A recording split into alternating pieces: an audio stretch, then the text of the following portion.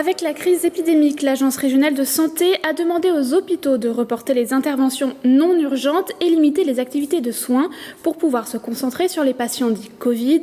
La pandémie étant en recul, les activités hospitalières reviennent petit à petit à la normale. C'est ce que nous allons aborder avec Éric Louche, directeur de l'hôpital privé de Versailles. Bonjour. Bonjour madame. Alors tout d'abord, comment ça s'est passé pour vous cette période si particulière au sein de votre établissement ? Comme vous l'avez dit à juste titre, nous avons donc activé nos plans blancs le 7 mars dernier et dans la foulée, c'est-à-dire dès le 13 mars, déprogrammé toutes nos interventions chirurgicales dites non urgences, c'est-à-dire tous les patients ne nécessitant pas de passer au bloc opératoire dans le cadre d'un mode d'entrée via notre service des urgences, les patients effectivement n'ayant pas de risque de perte de chance ou de voir leur intervention chirurgicale reportée, ou encore les patients atteints d'un cancer. Et donc, nous avons transformé l'intégralité de l'hôpital privé de Versailles dans le souci de pouvoir accueillir, au plus tôt la vague donc, que nous avons effectivement tous vécue et donc d'être en capacité d'accueillir des patients atteints du Covid. C'est donc ce que nous avons fait puisque nous avons transformé notre salle de réveil en réanimation qui a été en capacité de pouvoir prendre jusqu'à 10 patients. Donc, au plus haut de la vague, nous avons eu 7 patients en simultané au sein de notre service de réanimation provisoire et également une unité d'hospitalisation de médecine Covid qui effectivement a été opérationnelle pendant plus d'1 mois et demi, avec bien évidemment un service d'urgence qui a dû aussi se réorganiser puisque nous avons eu finalement 2 services qui ont été créés en parallèle, à la fois un flux pour les patients effectivement donc dits non Covid et un flux effectivement pour les patients Covid dans le cadre effectivement du souci de les prendre en charge dans les meilleures conditions. Donc, quelle est la situation aujourd'hui ? Comment préparez-vous la réintroduction des patients non Covid ? Alors effectivement, comme effectivement les médias le relaient depuis plusieurs semaines, l'épidémie s'est considérablement contractée. Au moment où je vous parle, nous n'avons plus de patients Covid au sein de l'établissement et nous nous sommes restructurés pour pouvoir modestement reprogrammer les patients effectivement que nous avions déprogrammés depuis mi-mars dernier, avec effectivement une nécessité d'être très vigilant sur les parcours de prise en charge, avec 2 parcours qui sont identifiés, à la fois un parcours pour les patients qui sont identifiés Covid, mais qui nécessitent malgré tout d'être pris en charge chirurgicalement au sein de notre établissement, des autres patients Covid. Et donc, nous avons aujourd'hui au sein de notre bloc opératoire des salles qui sont dédiées pour prendre en charge des patients non Covid, mais aussi Covid, y compris effectivement sur nos services d'hospitalisation avec un questionnaire à la fois à l'entrée pour les patients, pour pouvoir effectivement s'assurer, au-delà des prélèvements qui peuvent être prescrits par les médecins, qu'ils ne sont pas porteurs effectivement du Covid, mais aussi un questionnaire qui est remis à l'ensemble des chirurgiens pour pouvoir motiver leur indication chirurgicale, autrement dit sur une analyse bénéfice-risque qui consiste à finalement confirmer l'intérêt de prendre en charge le patient maintenant au bloc opératoire plutôt que dans quelques semaines avec une validation en réunion spécialité pour pouvoir confirmer que le patient doit bien être pris en charge chez nous aujourd'hui plutôt que demain.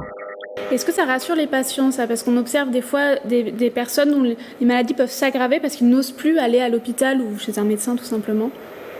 Écoutez, nous on relaie depuis plusieurs semaines, voire même depuis le début de l'épidémie, que les patients doivent continuer effectivement à venir au sein de nos services des urgences s'ils expriment effectivement un doute ou une nécessité de venir. Tous les médecins ont aussi développé de la téléconsultation qui permet, sans délai, de pouvoir accéder effectivement à l'avis d'un spécialiste ou d'un généraliste. Et donc, il faut inciter les patients à consulter physiquement ou à distance un médecin. Les patients dont les opérations ont pu être déprogrammées puis reprogrammées, est-ce que le lien a été maintenu ? Comment ça n'a pas été trop difficile de leur expliquer ça ?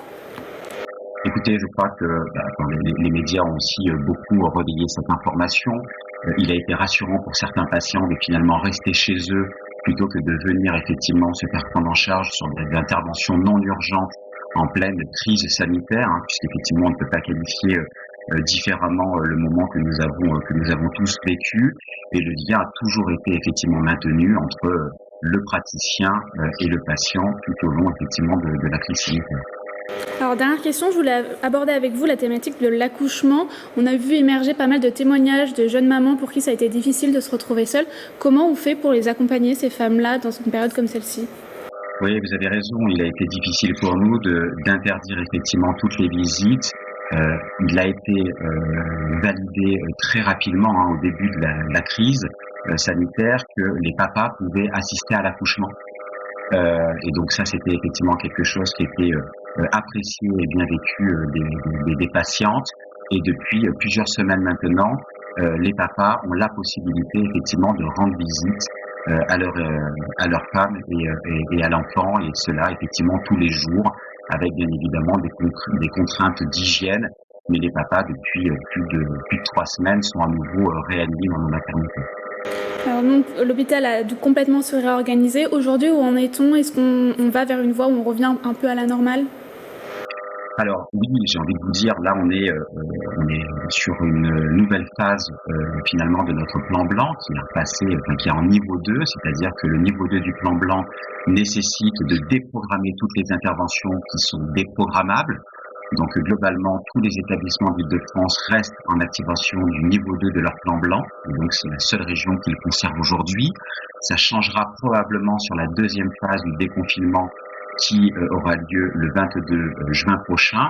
Mais au moment où je vous parle, nous avons effectivement déjà revu nos pratiques, puisque nous allons désormais effectivement prélever tous les patients qui doivent être pris en charge chez nous. Donc on va leur réaliser une PCR à partir de début de la semaine prochaine, au moins 48 heures avant leur admission, pour pouvoir confirmer effectivement qu'ils ne sont pas porteurs effectivement du Covid, ce qui nous permettra effectivement d'être plus souple sur effectivement la prise en charge dans le secteur d'hospitalisation et au bloc opératoire. Mais néanmoins, on conserve un tri à l'entrée pour tous les visiteurs et les accompagnants, avec un port du masque systématique. Donc on incite les visiteurs et les patients à se munir d'un masque, et s'ils n'en ont pas, on leur fournit systématiquement un masque chirurgical. Le lavage des mains est naturellement effectivement systématique.